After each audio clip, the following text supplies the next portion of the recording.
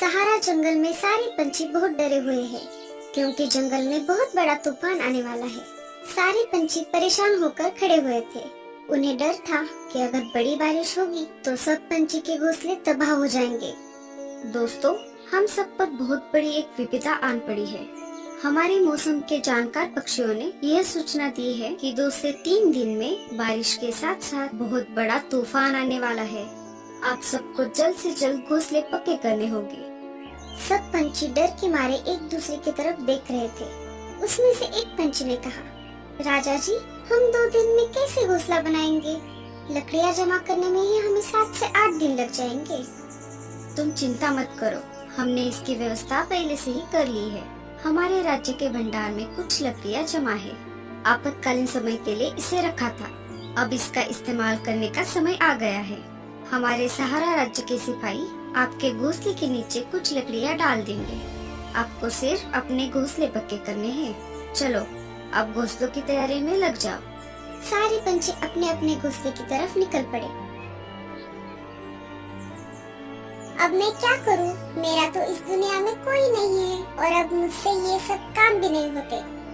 तुम चिंता मत करो मीनू मौसी, मैं हूँ ना आपके साथ। हम दोनों मिलकर अपना घोंसला बनाएंगे ताकि दोनों का समय बच जाए।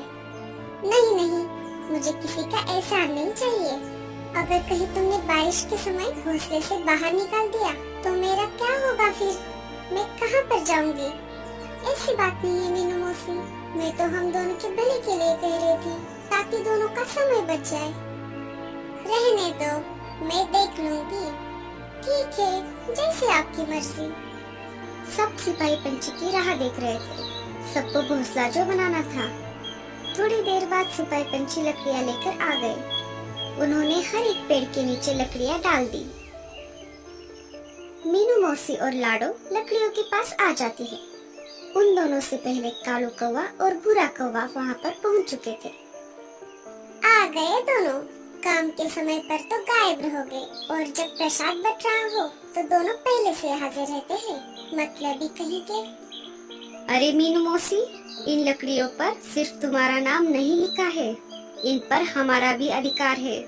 हाँ हाँ, मुझे मत सिखाओ क्या अधिकार है और क्या नहीं। मैं तुम जैसों को बहुत अच्छी तरह से जानती हूँ। ये सिर्फ 3 घोंसले बनाने जितनी ही लकड़ियाँ है और इनमें से मैं मेरा हिस्सा नहीं देने वाली। तुम तीनों में से किसी एक को दूसरी लकड़ियों का इंतजाम करना पड़ेगा। मीनू मौसी, ये समय झगड़ा करने का नहीं है। ऐसी स्थिति में हमें समझौते से काम लेना पड़ेगा। मैं नहीं करने वाली समझौता। समझौता करना है तो आपस में करो। कालू सही कह रहा है मौसी, हमारे पास बहुत कम समय है। बारिश का तूफान कभी भी आ सकता है।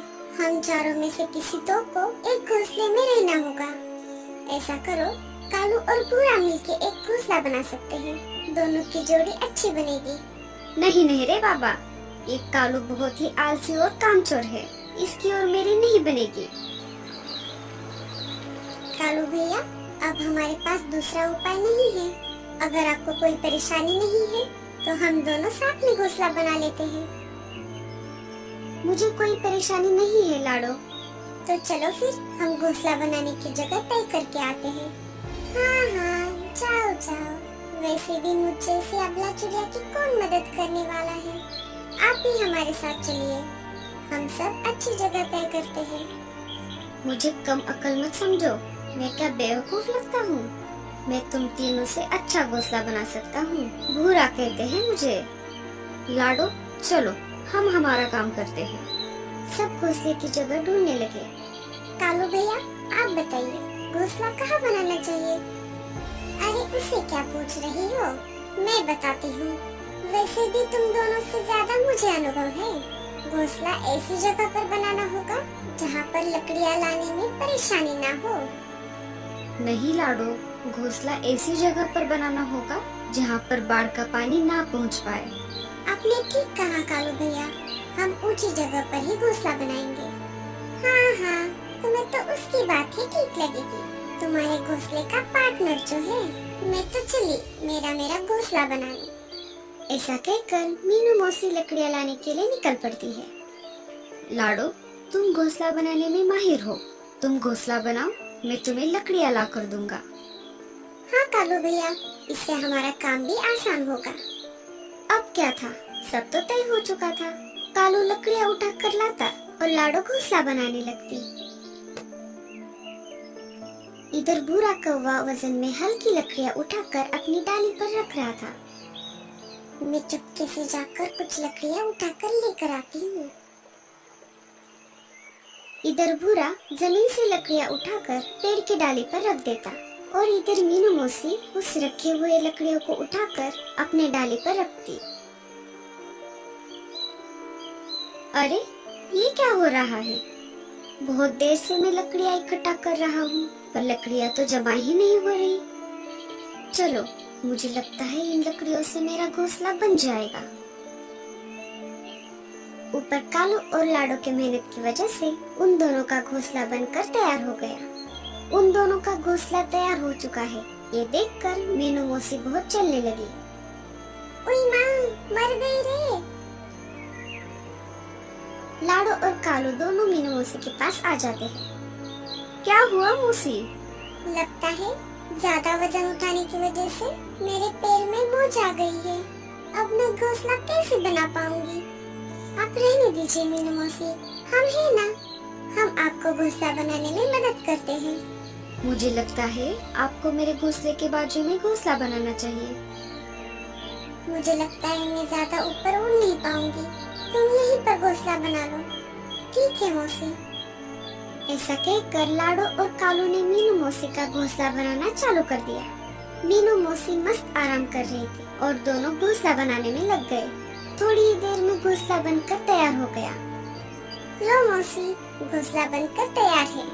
अब हम सबको अंदर जाना होगा, वरना बारिश का तूफान कभी भी आ सकता है।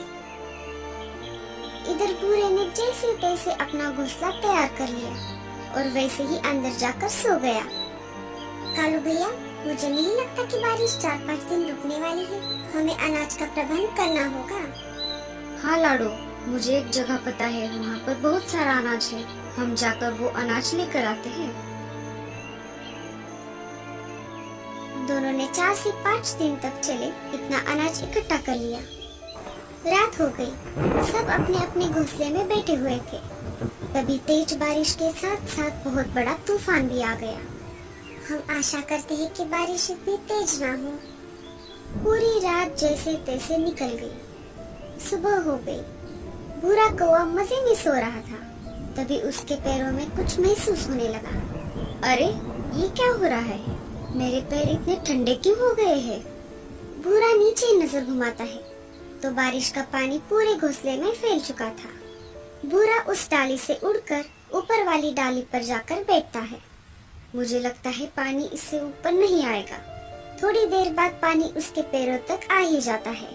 जैसे ही पानी बढ़ने लगता है, उसकी नींद फिर से खुल जाती है। पानी बहुत ऊपर तक आ गया। मैं एक काम करता हूँ, घोंसले के ऊपर जाकर बैठता हूँ। पूरा घोंसले से निकलकर बाहर आ ही रहा था, तभी उसका घोंसला बाढ़ के पानी में बह जाता है। वो मीनू मौसी के घोंसले के पास आ जाता है। मीनू मौसी, दरवाजा खोलो, मेरा घर पानी में डूब गया है और मैं बाहर बारिश में भीग रहा हूँ। अरे ओ मीनू मौसी, खोलिए ना दरवाजा। मीनू मौसी को भूरे कौवे की आवाज सुनाई दे रही थी, पर वो सुनकर अनसुना कर देती है।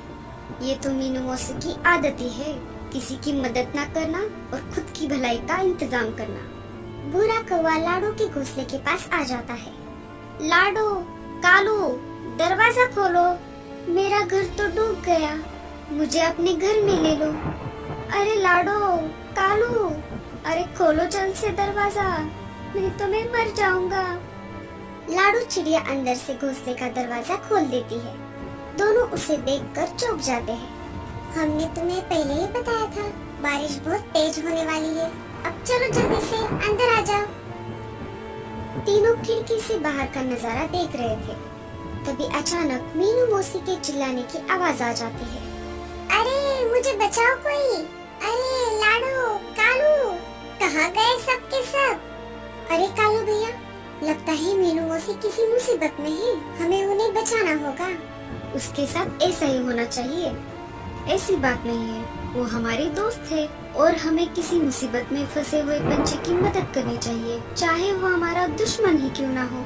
अगर तुम्हें मदद करनी है तो तुम दोनों ही चले जाओ, मैं नहीं आने वाला।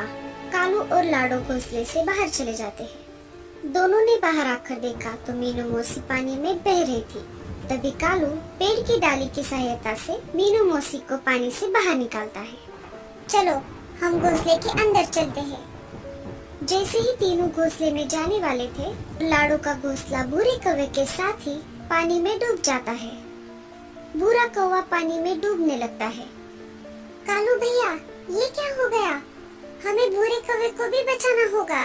नहीं नहीं, मैं उसे नहीं बचाऊंगा।